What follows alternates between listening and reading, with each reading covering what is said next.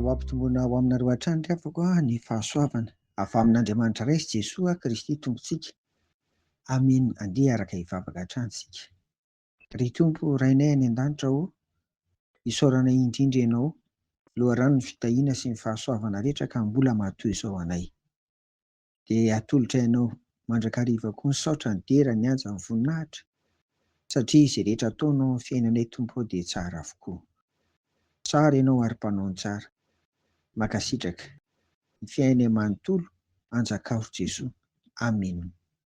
Ry havana, mbola ho toizantsika anio ary ireo toetra tsara ananana raha te hamory ny vokatry ny fitohinana amin'ny filazantsara ho an'i Jesoa Kristy isika. Ity indray ary ny anio ry havana, tsy inona akory izany fa vonona hisedra mafy sy ny sarotra rehetra ny mpitorin'ny filazantsara.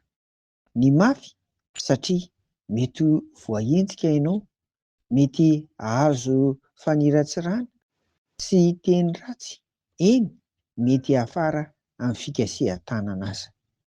Mety ho sarotra koa satria raha tsy hijery afa-tsy ny fihazakazahan'ny fifanankalozam-baovao amin'ny alalan'ny tambazotra serasera samihafa, efa mitombo ny fahalalan'ny olona ary eo mety manana izay maharesy lahatra azy sy izay rehetra efa ananany olona taontsika ho an'ny Tompo. Izany rehetra izany ankehitriny dia tsy mahamora mihitsy ny famoriana vokatra ho an'ny Tompo. Maika moa fa ireo izay mamorona ady hevitra samihafa satria hoentina amin'ny saina mampahalalana sisa ny finoana sy ny voalaza ao amin'ny Baiboly, dia izany rehetra izany tsy mahatanteraka, tsy mahamora ny fitaomana olona ao amin'ny Tompo ry havana. Tena mafy sy sarotra ny mamory vokatra ho an'i Jesoa Kristy, kanefa hoy ary ny Apôstôly Paoly amintsika anio vakiana amin'ny anaran'i Jesoa. Ary tiako fantatrareo ry rahalahy fa izay zavatra nanjo ahy dia efa tonga fampandrosoana ny filazantsara kosa. Amen. Filipianina 1:12.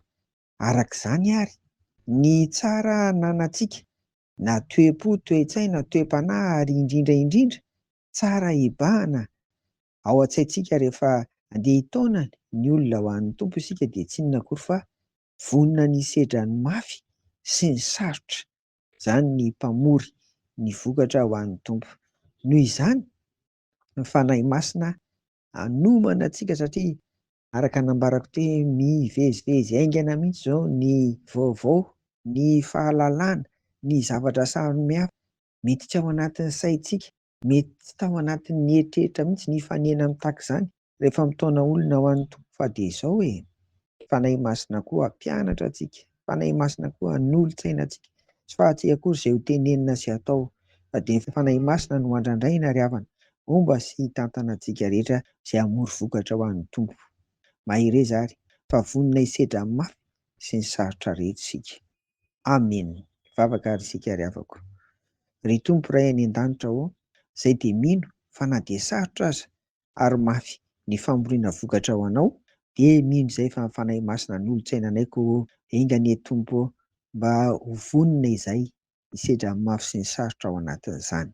Ary indrindra indrindra ho vonona hatrao ny fiainanay ka ampio izay na fahindrena, tsy hanao fahadisoana na amin'ny fiteny na amin'ny fihetsika ary amin'izay atao rehetra, fa dia ho araka anao daholo izany. Dia ho vonona hatrao ny fiainanay rehetra. Apetraka eo am-pelantanao izay rehetra mbola tao amin'ity tontolo andro ity. Momba anay Tompo amin'ny anaran'i Jesoa. Amen. Ho aminareo ny fiadanan'i Jesoa ry havako. Amen.